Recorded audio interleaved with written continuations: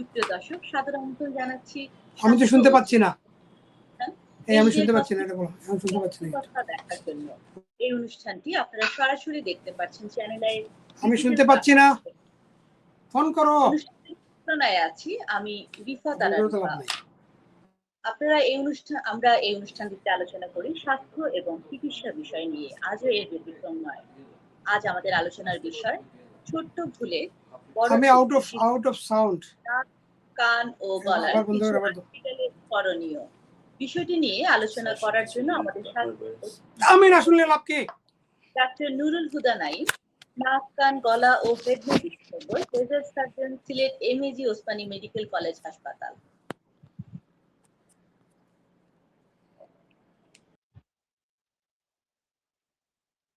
স্যারকে আমরা আমাদের ডিজিটাল প্ল্যাটফর্মে আমন্ত্রণ জানাচ্ছি।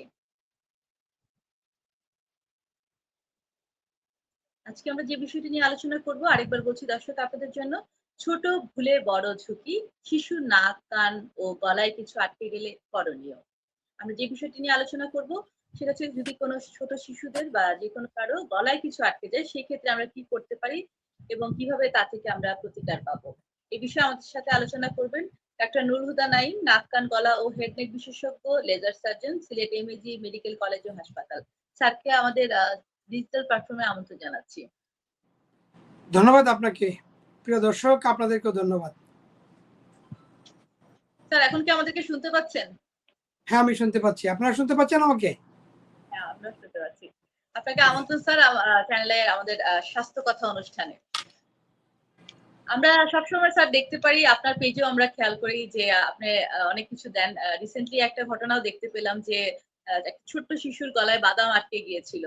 সেই ক্ষেত্রে আপনি একটা সফল সার্জারি করেছেন এবং কিছুদিন আগে আরেকটা জায়গায় আমরা দেখতে পেয়েছি যে তার গলায় হচ্ছে বাদাম আটকে গিয়ে সে শুধু চিকিৎসা পায়নি দেখে সেই ক্ষেত্রে মৃত্যুবরণ করে। এই জিনিসটাকে আসলে কিভাবে দেখছেন স্যার? ধন্যবাদ আপনাকে। প্রিয় দর্শক, খুবই স্বাভাবিক একটা জিনিস, কিন্তু কখনো কোনো একটা মৃত্যুর ঝুঁকি হয়ে যায়। আমাদের এই নাক কান গলায় ফরেন বডি, অর্থাৎ আমরা যেটাকে বলি যে অন্য কোনো মানে জিনিস আমাদের নাক কান গলার অথবা শ্বাসনালীতে আটকে গেলে আমরা যে বিপদের মধ্যে পড়ি, সেই বিপদ থেকে আপনি যদি যথাযথভাবে উদ্ধার না করতে পারেন, যেটা রিফা বললেন যে বাদাম আটকে গিয়ে একটা বাচ্চা, আমরা কিছুদিন আগে নিউজ পেপারে দেখেছি যে ঢাকায় একটা বাচ্চা এরকম মারা গিয়েছেন। তো আসলে মানে বাদাম আটকালে যে সমস্যাটা হয় শ্বাসনালীতে, যে বাদামটা আসলে ফুলে যায় শ্বাসনালীতে গিয়ে, যে আমাদের যে সিক্রেশন আছে আমাদের শ্বাসনালীর, সেটা একটু ফুলে যায় এবং বাতাসটাকে অবস্ট্রাকশন করে ফেলে, শ্বাসনালীটাকে বন্ধ করে ফেলে। সুতরাং আমরা এই foreign body in the ear nose throat, এটা আলোচনা করতে গিয়ে প্রথমেই আমরা বাদামের আলোচনা করলাম, মানে কঠিন একটা হয়ে গেল। আমি মনে করি যে আমরা এই বিষয়টাকে আরো পরে একটু বেশি করে বলবো। তবু এটা বলবো যে কিছু কিছু ফরেন বডি আছে যেগুলাকে আপনাকে খুবই গুরুত্বের সাথে বিবেচনা করতে হবে। সেগুলো যদি আমরা বলি, তাহলে ইতিমধ্যে আমরা শুনলাম বাদাম একটা মানে অত্যন্ত মানে জরুরি ভিত্তিতে আপনাকে সেটা ফরেন বডিটাকে খোলার চেষ্টা করতে হবে। এবং আরেকটা হচ্ছে যে ব্যাটারি, যদি কোনো বাটন ব্যাটারি, বিশেষ করে বাচ্চারা ওই যে খেলনার ব্যাটারি থাকে, ঘড়ির ব্যাটারি থাকে, গোল গোল ছোট ছোট ব্যাটারি থাকে, ওই ব্যাটারিগুলো যদি কখনো কারো নাকে, কানে, গলায়, শ্বাসনালীতে চলে যায়, তাহলে এটাকে যত তাড়াতাড়ি সম্ভব সেটা বের করতে হবে। কারণ 2 ঘন্টা এখানে খুব গুরুত্বপূর্ণ মানে ইস্যু। এর মধ্যে থেকেই কিন্তু পরে লিকেজ হয়ে যায় এবং 6 ঘন্টার মধ্যে আপনার নাকে ঢুকলে নাকে পারফেশন হয়ে যাবে। যদি খাদ্যনালীতে থাকে তাহলে আশেপাশে খাদ্যনালীটাকে মানে বার্ন করে ফেলবে। সুতরাং এটা খুবই গুরুত্বের সাথে বিবেচনা করতে হবে। আরেকটা খুব মানে অ্যালার্মিং বা গুরুত্বপূর্ণ আমরা বলবো রেড সিগন্যাল যেটাকে বলা যায়, যে আমরা মানে এটাকেও যদি আমাদের নাক কানের মধ্যে ঢুকে, তাহলে খুব গুরুত্বের সাথে দেখতে হবে। সেটা হচ্ছে জীবন্ত কোনো পোকা যদি ঢুকে যায়, তখন সে নড়াচড়া করবে এবং আমরা অস্বস্তি ফিল করব, অনেক বেশি খারাপ লাগবে এবং সে অনেক সময় কোনো মানে এরকম পোকা আছে আশ্রয় দিয়ে কানের পর্দা পর্যন্ত ছিদ্র করে ফেলতে পারে।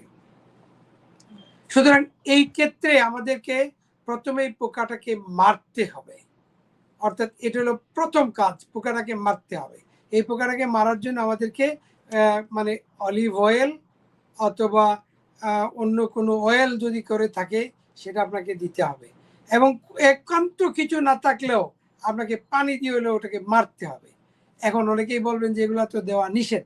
নিষেধ ওই সমস্ত ক্ষেত্রে যাদের কানে এমনি পুজ পানি আসে তাদের ক্ষেত্রে হয়তো আমরা দিব না, কিন্তু পোকা ঢুকেছে সে ক্ষতি করে ফেলবে, সুতরাং আগে পোকাটাকে মারতে হবে, তারপরে আনতে হবে। জীবন্ত পোকা কখনো পিছন দিকে টেনে আনা অনেক কঠিন, কারণ সে তখন আশ্রয়ে পুরা আমাদের কান অথবা নাক নষ্ট করে ফেলবে। এই ক্ষেত্রে আমাদের বিশেষ করে কানেই পোকাটা যায় বেশি। আর আরেকটা হয় যে শ্বাসনালীতে যাদের ট্রাকিওস্টমি করা থাকে, অনেক সময় বৃদ্ধ লোক, ওনারা যদি রাতে মশারি ছাড়া ঘুমান তাহলে সেই ক্ষেত্রে অনেক সময় কিছু পোকা, তেলা পোকা এগুলো ঢুকে যেতে পারে। তো যাই হোক, পোকা ঢুকলে সেটাকে আমাদেরকে একমাত্র প্রথম কাজ হচ্ছে আমাদের এটাকে কিল করা, তারপরে তাকে আনা। এবং এখানে যেটা বলতে হবে যে আনার চেষ্টা নিজে করবেন না, এটা অবশ্যই একজন ভালো ইএনটি স্পেশালিস্টের মাধ্যমে আনাবেন, কারণ এটা দেখা যাচ্ছে কিন্তু আনতে গেলে অনেক ইনজুরি হওয়ার সুযোগ থাকে, কানের পর্দা পর্যন্ত ছিদ্র হয়ে যেতে পারে। সুতরাং এই ক্ষেত্রে ঘরে কোনো মানে আপনাদের কিছুতে ফোর্সে কোনো কিছু থাকলে সেটা দিয়ে ধরার চেষ্টা করেন, অনেকে হাত দিয়ে ধরার চেষ্টা করেন, এই চেষ্টাটা করবেন না। ধন্যবাদ আপনাকে। ধন্যবাদ। ডাক্তার নুরুল রাই বলছিলেন যে নাক কান গলায় কিছু আটকে গেলে আসলে এই ঘটনাটা কতটা স্বাভাবিক যে যে কারো কাছেই হচ্ছে নাক কান গলায় কিছু আটকে যেতে পারে আসলে?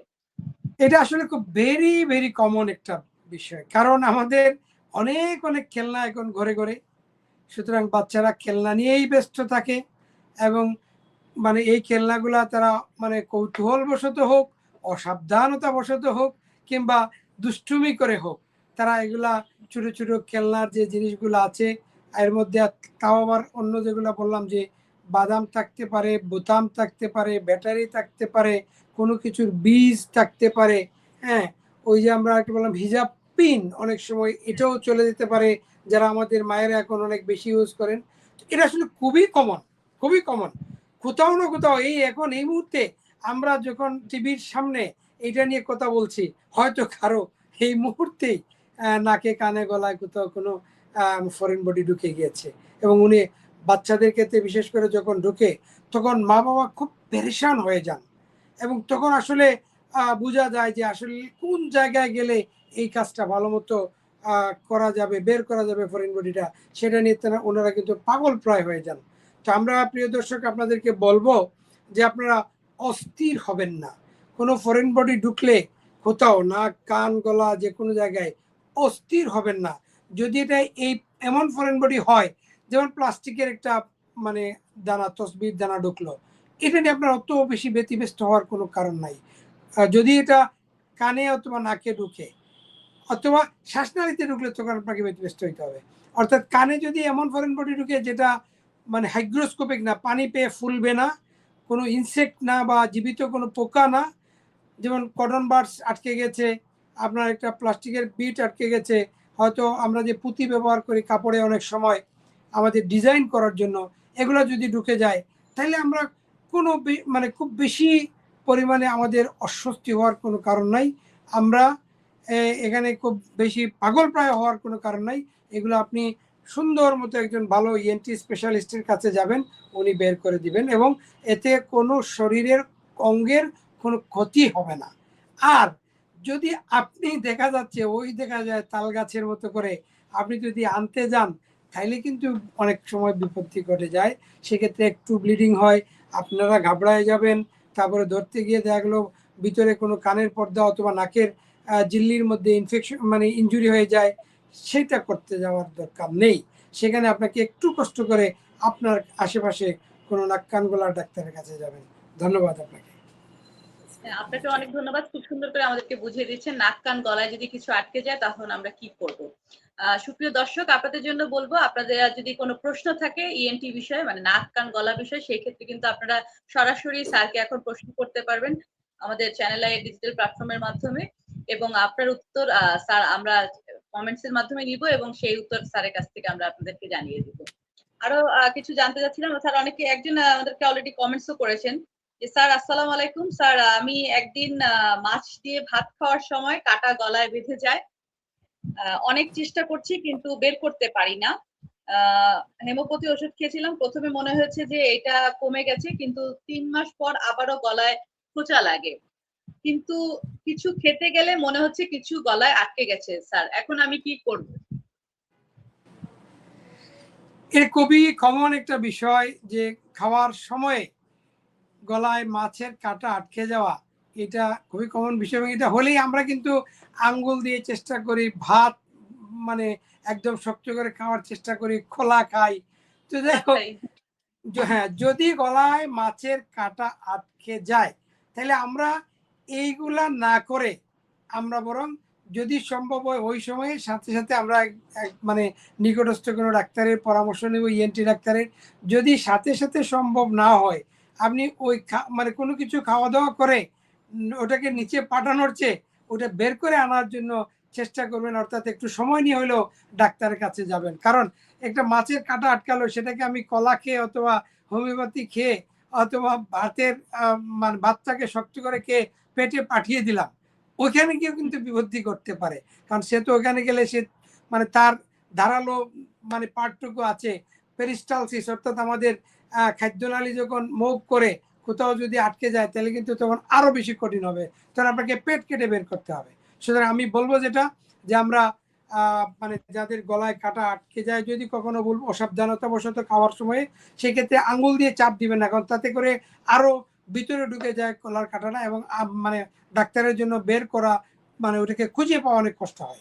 তো যদি গলায় কাঁটা আটকে যায়, মানে আপনি খুব চেষ্টা করার দরকার নয়, দু একবার হয়তো খুলি করে দেখতে পারেন, যদি আসলো, অথবা অনেক সময় বমি করলে চলে আসে, সেই ক্ষেত্রে হয়তো আপনি চলে আসলে বাঁচলেন। আর যদি একান্ত এরকম না হয় তাহলে আপনারা কোচাকুচি না করে, হোমিওপ্যাথি না খেয়ে আপনারা বরং একজন মানে ভালো ইএনটি স্পেশালিস্টের কাছে যাবেন। ওনার কাছে যন্ত্র আপনার কাছে থাকলেও দেখা যাও ওইটা হয়তো আনতে পারতেন, কিন্তু যেহেতু এক্সপার্ট না, সেই ক্ষেত্রে এক্সপার্ট একজন সার্জনের কাছে গেলে আপনার কাজটা খুবই ইজি হবে এবং কাঁটাটা বের হয়ে যাবে। সুতরাং কাঁটাকে গলার থেকে ভিতরের দিকে পৌঁছানোর চেয়ে বাহির দিকে আনার ব্যবস্থাতে বেশি জোর দিবেন, সেটাই আশা করি। সবাইকে অনেক ধন্যবাদ। আশা করি যে দর্শক আমাদেরকে প্রশ্ন করেছেন তিনি তার প্রশ্নের উত্তর পেয়েছেন। আসলে গলায় কাটা এবং নাক কান গলায় কিছু আটকে যাওয়া এটা আসলে এখন স্যার বললেন যে আমাদের অনেকের ঘরে এখনো হয়তোবা আমরা লাইভটা যখন করছি অনেকের হচ্ছে। সেই ক্ষেত্রে আমরা এটাকে ফরেন বডি বলে থাকি মেডিকেল ভাষায়। সেই ক্ষেত্রে নিজেরা কোনো কিছু ডিসিশন নিবেন না, সিদ্ধান্ত নিবেন না। আপনারা অবশ্যই ইএনটি বিশেষজ্ঞ আপনার নিকটস্থ কারো কাছ থেকে যোগাযোগ করে তারপরে একটা সিদ্ধান্তে যাবেন। আর যদি যারা সিলেটে আছেন তারা ডাক্তার নুরুল হুদা নাইম স্যারের কাছে যেতে পারেন এবং তার কাছ থেকে একটা সুস্থ পরামর্শ, সুন্দর পরামর্শ পাবেন। স্যার অনেকে একজন আমাদেরকে প্রশ্ন করেছেন জাফলং থেকে, কানে আটকে থাকা কোনো বস্তু যদি অনেকদিন ধরে আটকে থাকে সেই ক্ষেত্রে তিনি কি করবেন আসলে? তার নাম হচ্ছে সুমন। সেটা আসলে হ্যাঁ, ধন্যবাদ প্রিয় দর্শক। কানে আটকে থাকা জিনিস বলতে, যদি আপনি জানতে পারেন যে কোন বস্তুটা আপনার কানে আটকে আছে, সেটা যদি আপনি বুঝতে পারেন তাহলে সেই অনুপাতে আপনাকে কাজটা করতে হবে। যেমন কানে আটকে আছে, আমাদের কানে খৈল আটকে থাকতে পারে, আমাদের কানে ওই যেটা বললাম একটা প্লাস্টিকের বিড আটকে থাকতে পারে, কানে কটন বাডসও অনেক দিন থেকে আটকে আছে, এরকম মানুষও আমরা পাই, আমাদের কাছে আসেন। এবং কোনো কিছুর বীজ আটকে থাকতে পারে। যেটা আটকে আছে কেন, মানে কি জিনিসটা আটকে আছে সেটার উপর নির্ভর করে আমরা কিন্তু চিকিৎসা নিব এবং অবশ্যই একজন ডাক্তার দেখাবো। ডাক্তার সাহেব দেখলেও কিন্তু বুঝতে পারবেন সেটা কি, এবং সেটা বের করার জন্য যে পদ্ধতি দরকার সেটা করতে হবে। এবং এখানে কানের ফরেন বডি বের করার ক্ষেত্রে আমরা সবচেয়ে বেশি গুরুত্বপূর্ণ যে বিষয়টা আমরা বলবো সেটা হচ্ছে যে কানের পর্দাটা খুবই সংবেদনশীল এবং নরম। আপনি ওটা আনতে গিয়ে আপনার মানে ব্যবহার করা যন্ত্র দিয়েও ইনজুরি হইতে পারে, অথবা যে ফরেন বডিটা কানের ভিতরে আছে ওইটার ধাক্কা লেগেও কিন্তু কানের পর্দার ক্ষতিগ্রস্ত হইতে পারে, পারফোরেশন হয়ে যেতে পারে। সুতরাং এটাকে আপনার মাথায় রাখতে হবে। কানের ফরেন বডি বের করার সময় কানের পর্দায় অথবা আশেপাশে কানের যে ওয়াল আছে, ক্যানেলের ওয়াল আছে, সেই ওয়ালে যেন ইনজুরি না হয়, সেই বিষয়টা আমাদেরকে মাথায় রাখতে হবে। এবং আমরা যেটা হলো যে কোনো ফরেন বডি বের করার আগে আমরা ওই যে অলিভ অয়েল, লিকুইড প্যারাফিন বা এরকম কিছু জিনিস আমরা অনেক সময় ইউজ করে থাকি যাতে ওটাকে লিকুইডিফাই হয়, অর্থাৎ শক্ত ওয়াক্স আছে বা শক্ত কিছু লেগে আছে সেটাকে একটু নরম করা, একটু পিচ্ছিল করা, যাতে খুব সহজে চলে আসে। সেই ক্ষেত্রে আমরা কিন্তু মানে এটা কানের ফরেন বডির ক্ষেত্রে আমরা সতর্কতার সহিত বের করতে পারি। আমার এমনও অভিজ্ঞতা আছে, যেমন ধরেন একটা প্লাস্টিকের বিড ঢুকেছে, অথবা আমরা অনেক সময় শাড়ি বা কাপড়ে যে ব্যবহার করি পাথর, ছোট ছোট পাথর, এই পাথরগুলো অনেক সময় কানে ঢুকে যায়। তো সেটা বের করার জন্য আমাদের কিন্তু একটা সাকশন মেশিন আছে, ওই মেশিনটাই এনাফ, সেটা দিয়ে কিন্তু বের করা যায়। অর্থাৎ সাকশনটাকে একটু বেশি পাওয়ার নিয়ে ওই কের উপর লাগাই দিলেই হয়ে যায়, মানে এই ফরেন বডির উপর লাগাই দিলে সে টান দিয়ে তখন নিয়ে আসে। এগুলো ছোট ফরেন বডি যেগুলোতে অন্য ইনস্ট্রুমেন্টের প্রয়োজন হয় না, সেই ক্ষেত্রে এগুলো করা যায়। তো যেটা বলছিলাম যে ফরেন বডি বের করার ক্ষেত্রে একজন নাক কান গলার ফরেন বডি বের করার ক্ষেত্রে একজন নাক কান স্পেশালিস্ট ছাড়া আর কেউ ভালোভাবে করতে পারবেন না। এখন যদিও দেখা যাচ্ছে আপনার কাছে তো প্রয়োজনীয় ইনস্ট্রুমেন্টটা নাই, আপনার কাছে প্রয়োজনীয় ইনস্ট্রুমেন্ট আছে, আপনার মানে দক্ষতা বা এইটা বের করার জন্য আগে থেকে যে এক্সপার্টাইজ সেটা হয়তো অভাব আছে। সুতরাং আপনি মানে অল্প কিছু টাকা বাঁচানোর জন্য অবশ্যই বৃহত্তর কোনো মানে কষ্টকর জিনিস যেন আমদানি না হয় সেটা মাথায় রাখবেন। কারণ আপনি নিজের থেকে বের করতে গিয়ে যদি কানের পর্দায় ছিদ্র করেন, পরবর্তীতে সেটাতে কিন্তু আপনার অপারেশন করে ঠিক করা লাগতে পারে। তো সেটা খেয়াল রাখবেন প্রিয় দর্শক। হ্যাঁ, কাছাকাছি যেগুলো আছে আমরা বলছি যদি এমন হয় এক্সপার্ট কেউ থাকেন বা ওনার করে অভ্যস্ততা থাকে, সেটা আবার আমরা অনেকেই আবার কোয়েল বের করার জন্য আমরা রুগী পাই। কিন্তু এরকম ওই যে বাজারে দেখবেন কিছু মানে কান পরিষ্কারক কিছু ডাক্তার থাকেন, ওনারা কান পরিষ্কার করেন। তো এই ওনাদের কাছে যাওয়ার পরে দেখা যায় যে 2-3 দিন পরে আবার কানে প্রচন্ড ব্যথা নিয়ে আমাদের কাছে আসতে হয়। কারণ কি, ওই যে ওই ভদ্রলোক বের করার সময় আপনার কানে কোথাও না কোথাও একটু স্ক্র্যাচ হয়েছে, ইনজুরি হয়েছে, পরবর্তীতে আপনার এখানে ফারাঙ্কুলোসিস হয়েছে এবং হয়তো অটোমাইকোসিস হয়েছে।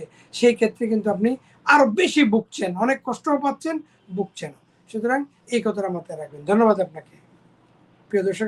ধন্যবাদ আপনাকে। সুপ্রিয় দর্শক, আপনারা শুনতে পাচ্ছেন এঞ্জেল হসপিটাল স্বাস্থ্য কথা অনুষ্ঠান দেখছেন চ্যানেল আই ডিজিটাল প্ল্যাটফর্ম থেকে। আমরা নিয়ে নিচ্ছি এখন একটা ছোট্ট বিরতি। বিরতির পরে আবারও ফিরে আসছি, সঙ্গে থাকুন এবং কমেন্টস করতে থাকুন। আপনাদের কমেন্টস আমরা একটু পরেই আবার নিব। NJL ENT সেন্টার আন্তর্জাতিক মানসম্পন্ন একটি হাসপাতাল। সিলেটের কাজলশাহ এলাকায় এটি প্রতিষ্ঠিত। চিকিৎসা সেবাকে ব্রত হিসেবে নিয়ে 2014 সালে NJL প্রতিষ্ঠা করেন দেশ বরেণ্য ENT চিকিৎসক, সিলেটের কৃতি সন্তান ডাক্তার নুরুল হুদা নাইম। নাক কান গলা রোগের সুচিকিৎসায় NJL এক উজ্জ্বল দৃষ্টান্ত। Total ENT care, latest technology, laser ও কবলেশনের মাধ্যমে NJL এ ENT সম্পর্কিত সব ধরনের সার্জারি সহ উন্নত মানের চিকিৎসা সেবা দেয়া হয়। NJL এ রয়েছে বিশেষজ্ঞ চিকিৎসক সহ রোগীর নিবিড় পরিচর্যার জন্য নিবেদিত প্রাণ দক্ষ সেবিকা team. NJL total ENT care, 15 Kajalshah Osmani medical road, Sylhet.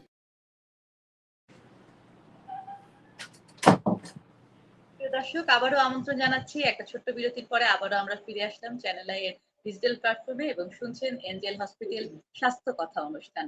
আমাদের সাথে প্রতিবারের মতো এবারও অতিথি হিসেবে আছেন ডাক্তার নুরুল হুদা নাইম। আমরা আবারও স্যারের কাছে প্রশ্ন নিয়ে যাচ্ছি।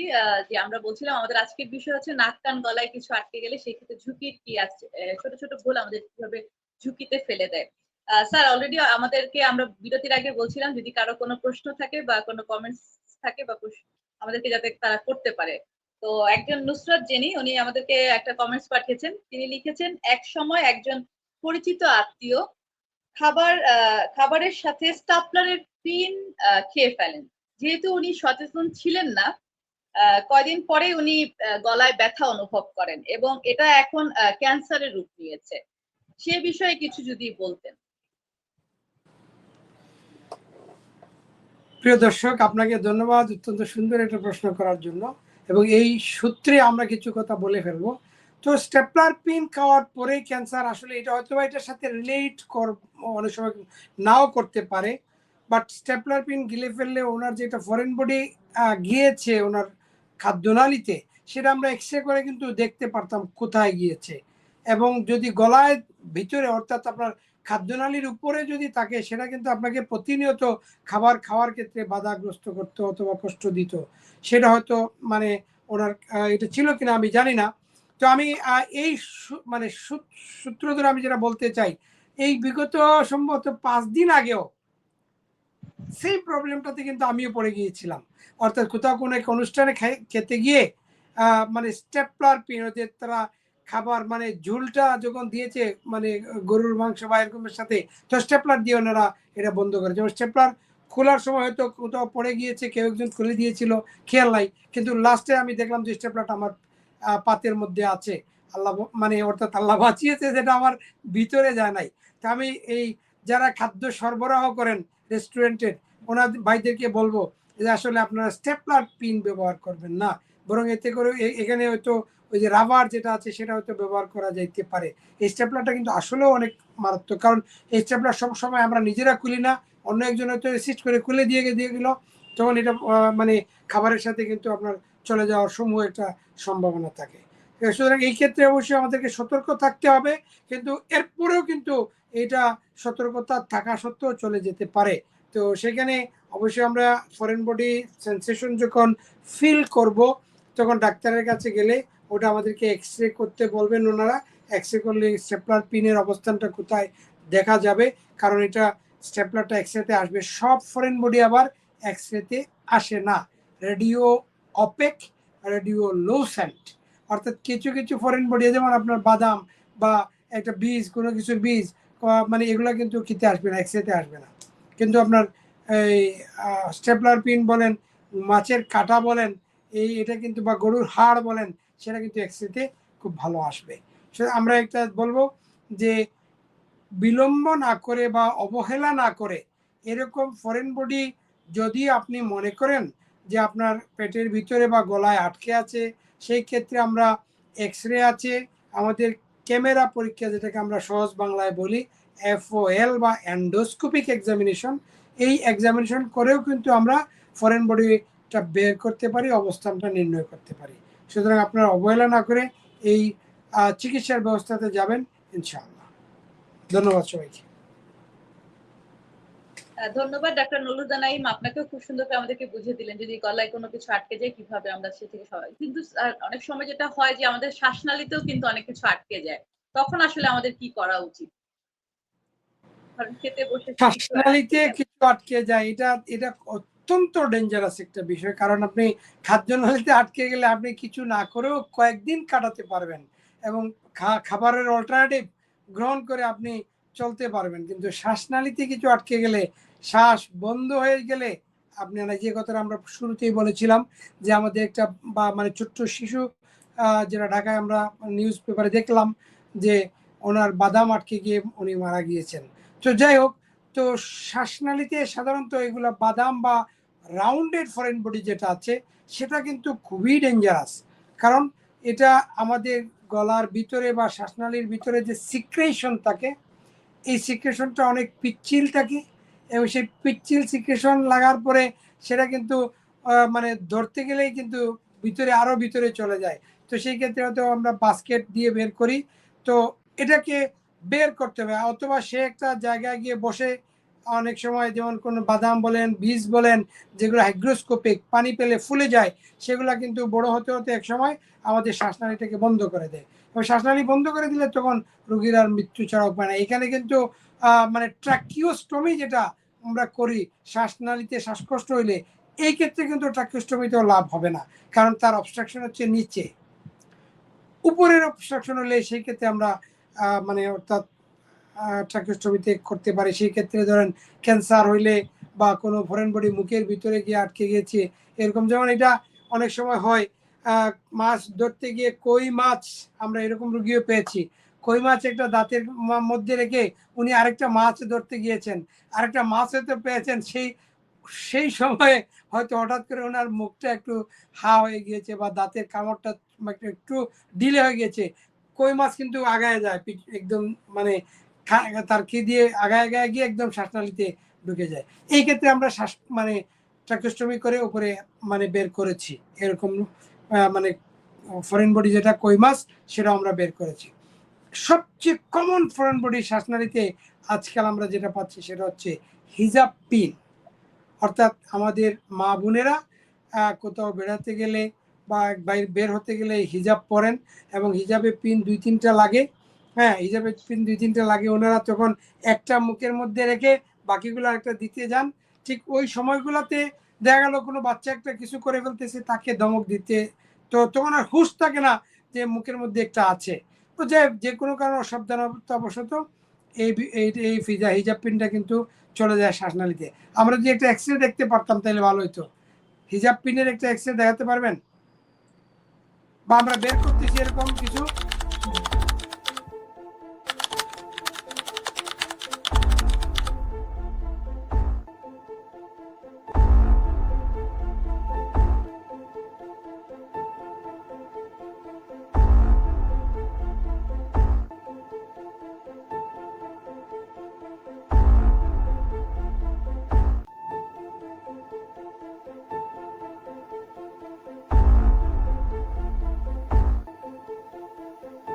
আসসালামু আলাইকুম সুপ্রিয় দর্শক, এই সোনামণি আমরা বের করেছি এবং এটা প্রায় প্রতিদিন মানে সপ্তাহে আমার 2-3টা তো আসছে। তো আমরা যেটা বলবো যে সবাই তো আবার এখানে আসেনও না, তো যে কথা বলতে চাই যে এই সময়ে অবশ্যই সাবধানতা অবলম্বন করবেন। কখনোই কোনো কিছু মুখে নিয়ে অন্য কাজ করতে যাবেন না, মুখে নেওয়ার দরকার না। এগুলা রাখার জন্য আলাদা কোনো একটা মানে ফোমের জিনিস অথবা খাসি কোথাও কিছু রেখে আপনি কাজ করবেন। এইটা শুধু মায়েরা হিজাব পিন পরেন বলে হিজাব পিন যায়। আমরা পেয়েছি যে কাঠের কাজ যারা করেন বা কাঠ মিস্ত্রি যারা আছেন, ওনারা লোহা একটা মুখে রেখে আরেকটা হয়তো কাজ করছেন। ঠিক এই অনেক সময় এই অসাবধানতাবশত হিজাব পিন হোক অথবা কাঠের বোর্ড পিনটা হোক ওনার শ্বাসনালীতে চলে যায়। দর্শক, আমরা তাহলে কেন এগুলা খাদ্যনালীতে গিয়ে না গিয়ে শ্বাসনালীতে যায়, তার যদি একটা ব্যাখ্যা আমরা খুঁজি, তাহলে দেখেন, আপনি কল্পনা করেন যে আপনার দাঁতের মধ্যে একটা কিছু আটকে রেখে অন্য কাজ করছেন, হঠাৎ করে সেটা দাঁত থেকে ছুটে গেলে আপনি তখন ডোক গেলার জন্য কিন্তু 3টা স্টেজ আছে। আপনাকে মুখের মধ্যে রেখে তাকে প্রসেস করে তারপরে আপনাকে গিলার জন্য একটা মানে ইফোর্ট দিতে হবে, কিন্তু এত সময় কিন্তু এখানে নাই। তখন কি হয়, হঠাৎ ছুটে গেলে আপনার করে জুড়ে একটা শ্বাস টান দেই, যেটাকে আমরা সাকশন বলি আমাদের মেডিকেল ভাষায়। অর্থাৎ আমরা যখন জুড়ে করে একটা শ্বাস টান দিব তখন কিন্তু এই ফরেন বডিটা শ্বাসনালীতে চলে যায়। তো যাই হোক, শ্বাসনালীতে ফরেন বডি যদি হিজাব পিন যায় সেটা খুব অস্থির হওয়ার কারণ নাই, কারণ এখানে খুব একটা ক্ষতি হবে না।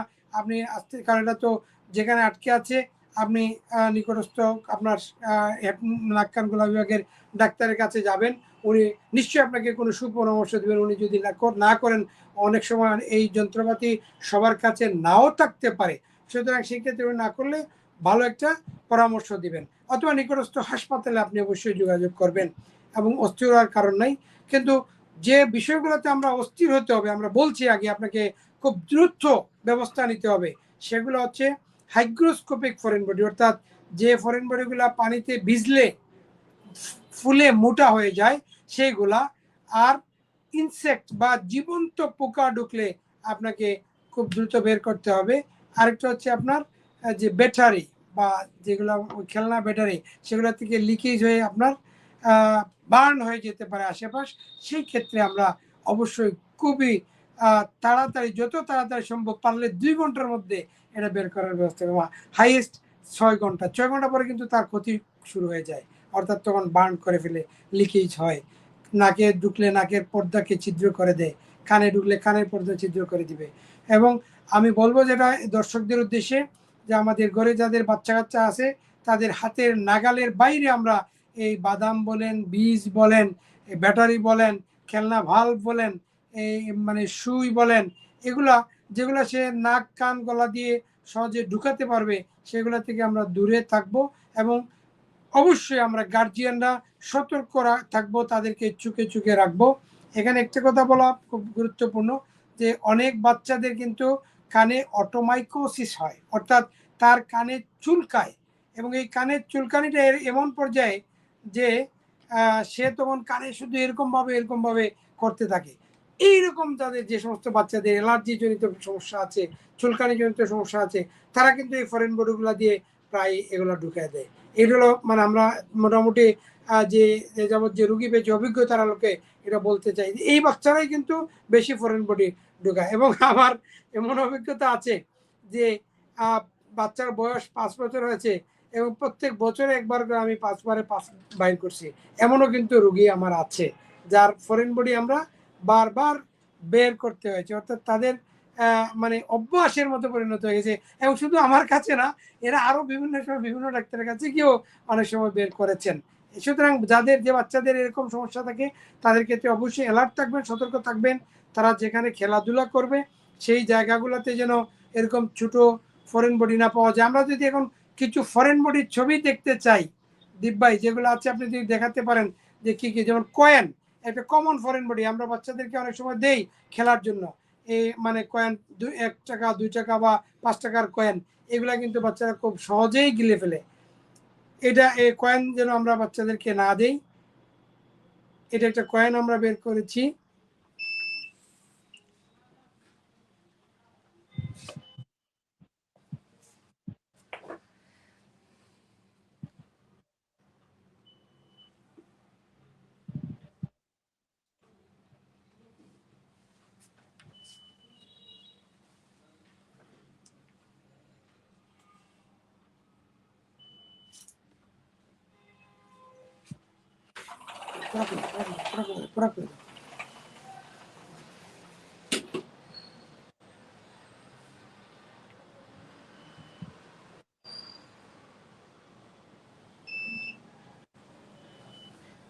ঠিক আছে, আমরা দেখলাম যে ফরেন বডিগুলা যে বিভিন্ন টাইপের ফরেন বডি হয় এবং কোনটাতে আমাদেরকে গুরুত্ব দিতে হবে। অবশ্যই আপনারা ম্যাচের কাঠি, ক্লিপ বা হাত দিয়ে কখনোই এগুলা আনার চেষ্টা করবেন না, কারণ এতে অনেক সময় হিতে বিপরীত হওয়ার সমূহ সম্ভাবনা থাকে এবং এই ক্ষতিটা তখন অপূরণীয় হয়ে যায়। আপনাকে অনেক কষ্ট ভোগ করে তারপরে করতে হবে। তো আমরা ফরেন বডি তো আসলে অসাবধানতা বশতই যাবে। আমরা আমরা বয়স্ক যারা আছি তারা যেন সাবধান থাকে, তাদেরকে এই ফরেন বডির হাত থেকে বাঁচানোর জন্য। আর কোনো কারণে যদি ঢুকে যায় সেই ক্ষেত্রে আমরা ওইটা কিভাবে সুন্দরভাবে সাইন্টিফিকভাবে বের করব, কোনো অঙ্গের ক্ষতি না করে, সেই ব্যবস্থাতে যেন আমরা যাই। আমরা সতর্ক থাকবো, বাচ্চাদেরকেও আমরা সতর্ক রাখবো, চুকে চুকে রাখবো যাতে ফরেন বডি না হয়। আরেকটা ফরেন বডি কিন্তু আমরা বলতে হবে, শুধু বাচ্চা আমরা বলছি, এখানে বড়দের কিন্তু ফরেন বডি হয়। আমাদের যাদের বয়স্ক বাবা দাদা নানা নানি আছেন, ওনারা আলগা দাঁত ব্যবহার করেন। এই আলগা দাঁত করার সময় ছুটে গিয়ে কিন্তু ফরেন বডি হয়ে যেতে পারে। এটাতে একটু খেয়াল রাখবেন যে ঘুমানোর সময় প্রয়োজনে এটা আলগা দাঁতটা খুলে রাখবেন, অথবা দাঁতটা যেন খুব ভালো মতো ফিট হয় এটা খেয়াল রাখবেন। ফিট না হলে আপনি আবার ডাক্তারের কাছে গিয়ে এটা ফিট করে নেবেন। আর আরেকটা ফরেন বডির কথা না বললে নয়, সেটা হলো আমরা প্রায় বিশেষ করে কুরবানির ঈদের সময় অথবা বিয়ে বাড়িতে গিয়ে বয়স্ক কোনো লোক খাবার খেতে গিয়ে গলার মধ্যে হয়তো হাড্ডি আটকে ফেলে আসতে পারেন, অথবা আরেকটা হচ্ছে টেন্ডিনিয়াস যে মাংসের পিস আছে বা চর্বি আছে, এগুলা দাঁতের মধ্যে চিবানোর ফলে কিন্তু এগুলো একদম পুরা মানে গলে যায় না বা ছোট হয়ে যায় না। শেষ পর্যন্ত যেহেতু একটু তাড়া থাকে যে কোনো কারণেই হোক, তখন উনি গিলে ফেলার পরেই ঘটে বিপত্তি। তখন দেখা যাচ্ছে যে আর এটা না নিচের দিকে যায় না উপরের দিকে আসে। তো এরকম ক্ষেত্রে কিন্তু আমরা পাই। তো খাবারের ক্ষেত্রে আমরা সতর্ক থাকবো যাতে খাবারের সময় আমাদের গলায় কিছু আটকে না যায়, এবং মানে আমাদের বাচ্চাদেরকে আমরা সতর্ক রাখবো, তাদেরকে বুঝাবো, এবং মানে ফরেন বডি হয়ে যেতে পারে এরকম জিনিস থেকে দূরে রাখবো বাচ্চাদেরকে। এবং যখন সে খেলাধুলা করবে তখন অবশ্যই আমরা বয়স্করা তাকে চুকে চুকে রাখবো, দেখে রাখবো। কোনো কারণে ফরেন বডি ঢুকে গেলে আমরা অস্থির হব না। যে 3-4টা ফরেন বডির কথা বলছি সেগুলা ছাড়া বাকিগুলাতে আপনি আস্তে ধীরে সময় নিয়ে আপনি এগুলা বের করার ব্যবস্থা করতে পারবেন। সবাইকে অনেক অনেক ধন্যবাদ, ভালো থাকবেন। আমরা এখন জটপট প্রশ্নের উত্তরে চলে যাব।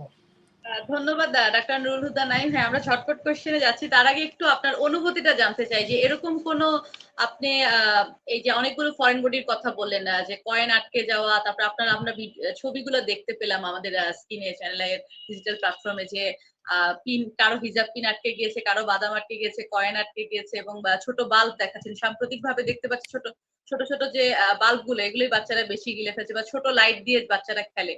তো এই বিষয়ে যদি একটু কোন ধরনের আপনার অনুভূতি থাকে যে এরকম যে রোগীরা এসেছে, কোন সিভিয়ার কোন কিছু আপনি কেস পেয়েছেন কিনা? হ্যাঁ, খুব খুব ভেরি রিসেন্টলি আমি একটা মানে একটা বাচ্চা ৮ মাসের একটা বাচ্চা, সে কি গিলে ফেলেছে মা বাবাও বলতে পারেন না। তো দেখা গেল এক্সরেতে ২টা ওয়্যার দেখা যাচ্ছে, একটা শর্ট এবং একটা অনেক লম্বা, এবং এটা শ্বাসনালীতে আটকে আছে। যেহেতু ৮ মাসের বাচ্চা, সেটা আসলে মানে ভেরি রিস্কি বলতে হবে, অনেক রিস্কি। এবং আমরা ওনাদেরকে রেফার করলাম ঢাকায়, কিন্তু ওনারা যেতে চান নাই। ওনারা এখানেই করবেন, মরেন বাঁচেন যেভাবে হোক, মানে বাধ্য করলেন। অর্থাৎ বেসিক্যালি ওনাদের আসলে গরিব মানুষ, টাকা পয়সার অনেক টানাটুনি ছিল, যে কারণে ওরা ঢাকা যেতে বা কখনো যান নাই, যেতে পারবেন না, এরকম একটা ব্যাপার। তো যাই হোক, আমরা সেটা করতে চেষ্টা করলাম ইনশাল্লাহ, এবং আমরা সফল হলাম। এখানে যে প্রবলেমটা আমি ফেস করেছি সেটা হলো যে বাচ্চার তো শ্বাসনালী এমনিতেই ছোট, যন্ত্রটা দেওয়ার পরে আবার ওটাকে ধরার জন্য আরেকটা যন্ত্র দিয়ে, বা যেভাবে হোক, এটা একটা ধরলে আরেকটা কিন্তু তখন মানে কিতে ঢুকে যায়, ও মানে ইনজুরি করে ফেলে ওয়ালে। তো যেভাবে হোক, আচ্ছা, সেখানে আমরা বের করলাম ইনশাল্লাহ। এবং বের করার পরে যে তাদের যে অনুভূতি ছিল, যে কান্না, আসলে এটা আমাকে হৃদয়ে টাচ করেছে। এবং ওনারা যাওয়ার সময় যে ক্লিনিকের বিলটা দেওয়ার প্রসঙ্গ যখন আসলো, আমি ওনাদের দিকে তাকায়, আমার কাছে মনে হলো যে এটা আসলে তো একটা হঠাৎ ঘটে যাওয়া একটা ঘটনা। তো এটা তো ওনাদের প্রস্তুতিও ছিল না, আর প্রস্তুতি এখন নিতেও ওনাদের অনেক কষ্ট হবে। সুতরাং আমি একদম বিনা পয়সায় ওনাদেরকে একদিন রেখে বাচ্চাটাকে সেটেল করে আমরা ফরেন বডি বের করে ছেড়ে দিয়েছি। সুতরাং আসলে এটা মানে আমি মনে করি যে আল্লাহ আমাকে নিয়ামত দিয়েছেন, আমি কিছু কাজ করতে পারি, এবং এই কাজ করার ক্ষেত্রে আমি সব সময় চেষ্টা করি যে মানে এই নিয়ামতের হকটা যদি আমি আদায় করতে পারি, কাল কিয়ামতের দিন হয়তো এটার উসিলায় যদি আমি নাজাত পাই, বা আশা করি আল্লাহর কাছে সেই মানে দোয়া চাই যে আমাকে মানুষের উপকার করার জন্য আমাকে যেন উনি সুস্থ দীর্ঘায়ু দান করেন। আমি প্রিয় দর্শক, আপনাদের কাছে আমার অনুরোধ থাকবে, আপনারা আমার জন্য দোয়া করবেন।